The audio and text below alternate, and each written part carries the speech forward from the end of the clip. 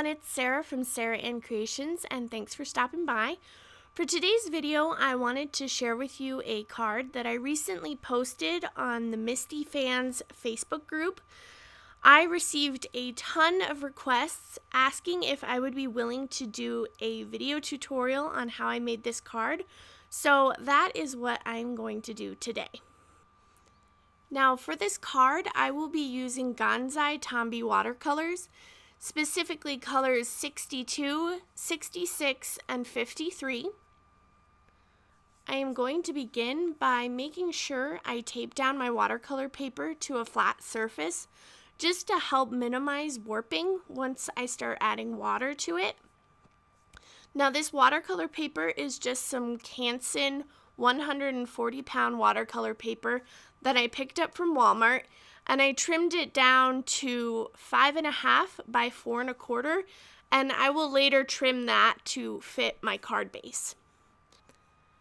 Now I like to create a color palette for myself just so that I know the exact amount of color I'm putting on my brush when I'm watercoloring. So to do this, I just take my paintbrush, dip it in some water, swirl it into the color that I want, and then apply it to an acrylic block. And this makes watercoloring so much easier for me. So the first step in creating this watercolor background is spritzing the entire panel with water. I like to do this because it just helps me get the color flowing and blending right away. I then take my paintbrush, dip it into some water, and apply the color to my panel. Right now I'm starting with the green color. This is number 53. And then I'm going to move to the light blue, which is 62. And finally the dark blue, which is 66. Then I just fuss with it. If it's not blending the way that I want, I'll add water. If there isn't enough color, I'll add color. And then I just keep working on it until it looks the way that I want it to.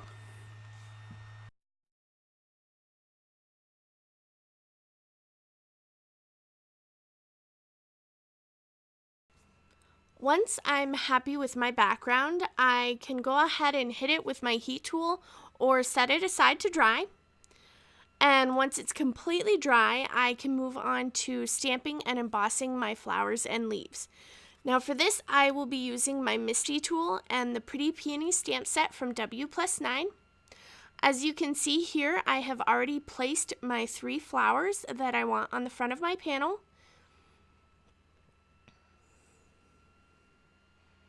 And then I can place my panel down and secure it with the magnets. I go ahead and prep my card with the EK Success powder tool just to ensure that no stray embossing powder will stick anywhere I don't want it to. Then I'll be using my Versamark pad to ink up my stamps and stamp them on my watercolored panel. After I have stamped my flowers, I will go ahead and add my white embossing powder and heat set it. As for the leaves, I decided it would be easier to mount them onto a separate acrylic block and stamp them that way. This allows me to selectively ink the stamp so that it doesn't overlap my image too much. Then I can apply my embossing powder. And if there's some stray embossing powder, you can just take a soft, dry brush and just sweep those away. I then heat set those leaves and repeated that process 2 more times. Now for the stems of the 2 flowers, I used my Versamark pen to draw in the stems and once again added my embossing powder and heat set it.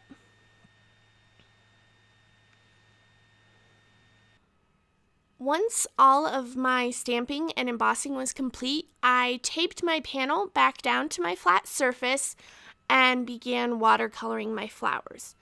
Now, my camera is extremely temperamental and it likes to shut off on me a lot. So you didn't see that part, and I'm very, very sorry. But let me explain how I decided to color my flowers.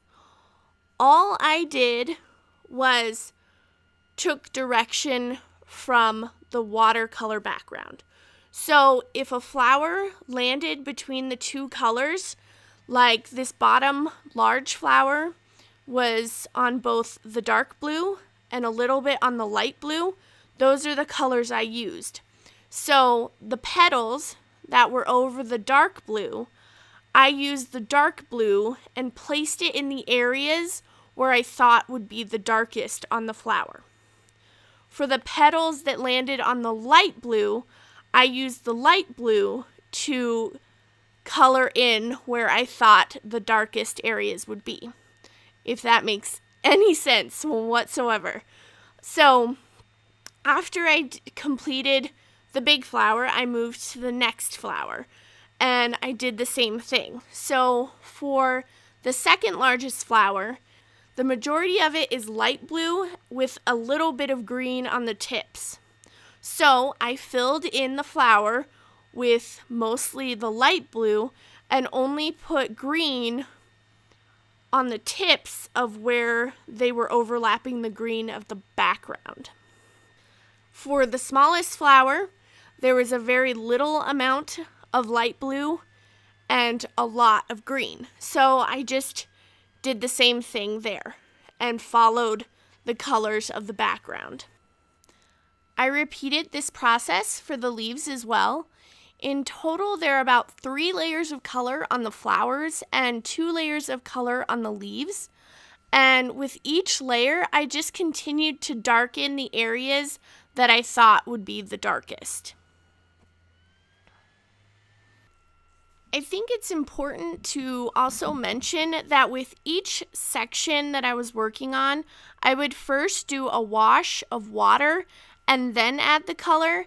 And by doing this, it allowed the color to blend and flow easier, which really, really helps when you're watercoloring. But I'm going to go ahead and turn on some music and let you finish watching me color this image.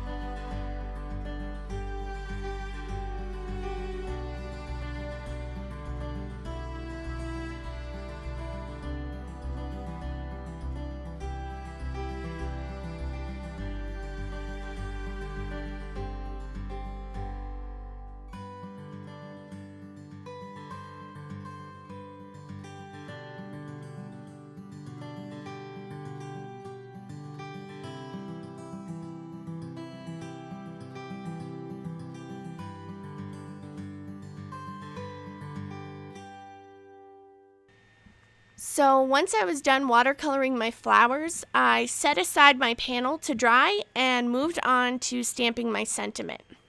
The stamp set I'm using is Simon Says Stamp, Paw Prints on Our Hearts, and the sentiment is Always Remembered. To ensure that I stamp my sentiment exactly where I want it on my vellum, I am using my Misty and a panel template to line up my stamp perfectly. Once I've lined it up, I can close the door on my Misty and it'll be exactly where I want it.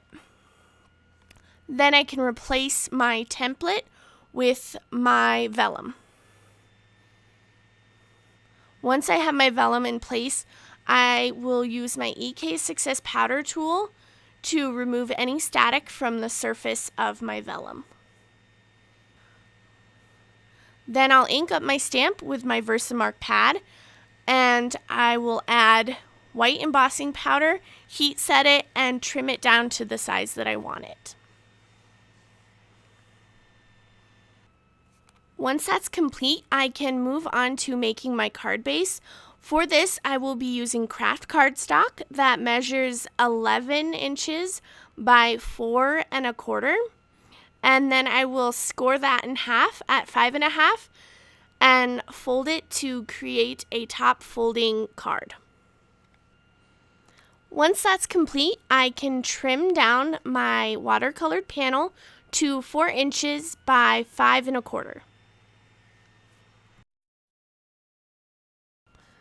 Now it's time to add the sentiment. To do this, I just took my vellum piece and lined it up exactly where I wanted it on the front of my panel. Then I wrapped the edges around to the back, making sure that it was nice and snug. Then I added some ATG adhesive to each tab and then adhered it to the front of my panel.